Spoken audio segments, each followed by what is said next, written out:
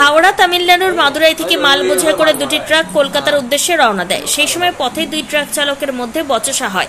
এরপরে হাওড়ার ধুলোগড়ের কাছে ট্রাক টার্মিনালে আজ অর্থাৎ মঙ্গলবার বিকেলে এসে পৌঁছায়। সেখানেই দুজনের মুখোমুখি দেখা হয়ে যায় এবং কথা কাটাকাটি ও বচসা বেঁধে যায়। তারই মধ্যে এক ট্রাক চালক হঠাৎই তার কাছ থেকে একটি ধারালো অস্ত্র বার করে এলোপাথারি চালাতে থাকে। গুরুতর জখম ওয়াদুল, বয়স 30, তামিলনাড়ুর মাদুরাইয়ের বাসিন্দা। এই ঘটনা ঘটার পর অভিযুক্ত ট্রাক চালক গাড়ি নিয়ে পালিয়ে যায়। গুরুতর জখম অবস্থায় ওয়াদুলকে নিয়ে যাওয়া হয় গাববেরিয়া হাসপাতালে। সেখানে গেলে চিকিৎসকেরা তাকে মৃত বলে ঘোষণা করে। মৃতদেহ ময়নাতদন্তে পাঠানো হয়েছে। এই গা হিম করা খুনের সিসিটিভি ফুটেজ এসে পৌঁছায় আমাদের হাতে। এই সিসিটিভি ফুটেজ ধরে সাকরাইল থানার পুলিশ তদন্ত শুরু করেছে।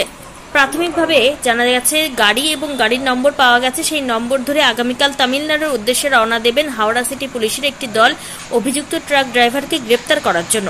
এদিকে মৃত গাড়ি চালক ওয়াদুলের বাড়িতে খবর দেওয়া হয়েছে। পাশাপাশি তামিলনাড়ুর লোকাল থানাকেও ইনফর্ম করা হয়েছে। পুরো বিষয়টি তদন্ত করছেন।